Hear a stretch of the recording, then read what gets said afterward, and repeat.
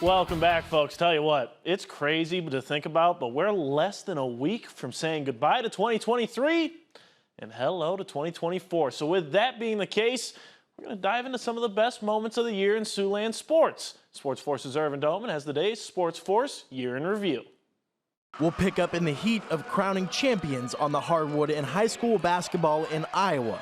The Sioux Center Warrior girls finished as runner-ups in 2017 and 2018. But 2023 was the year the Warriors would climb the top of the mountain and reign as Class 3A champions after defeating Benton. We had believed we could do this. We believed in each other. All season we've seen great competition, a lot of teams here at state, and so just being able to show that we are good and show that we belong here, even as the number 6 seed, which just made it even that much more sweeter getting the win. Now to the boys' championships in basketball from 2023. In Class 2A was an all-Siouxland championship when Western Christian and Central Lyon tangled on the court, and after a back-and-forth battle, it would be the Lions defeating the Wolfpack 72-59. Yeah, it's amazing. This is a very, very special group.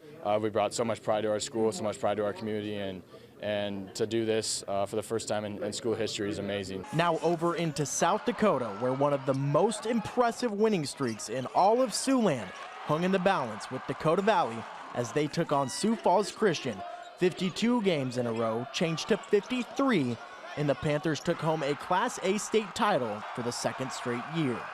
We've been competing with each other, backyard, driveway, on the court since day one. We know what it feels like to lose. We know what it feels like to win. So just the heart that this team has is unbelievable, unmatchable. So it's a great team to be a part of.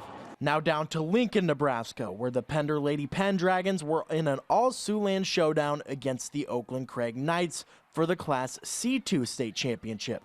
Pender would prevail 45-42. Now staying in Nebraska for state wrestling, where several state medalists were crowned in Omaha, including Afton Stussy, who finished the season undefeated at 35-0 for the Battle Creek Bravettes, and Yole Quinones, who had a victory that would help the South Sioux City girls claim back-to-back state championships. Now in Iowa, Class 1A action, Jackson DeWald would win the 195 weight class after being denied multiple times in his high school career. The third time was the charm for DeWald. He was one of 4 state champion wrestlers from Siouxland. To close us out, it was history being made with the inaugural Girls State Wrestling Championships in Iowa. Olivia Huckfeld would win state in the 235 weight class for the Spencer Tigers. Thinking that in 25 years from now, I'll come back and I'll see my name for the first ever girls state champion, and it'll always be up there. That's just always like my favorite part about this whole thing. Irvin Doman, KTIV, SportsFource.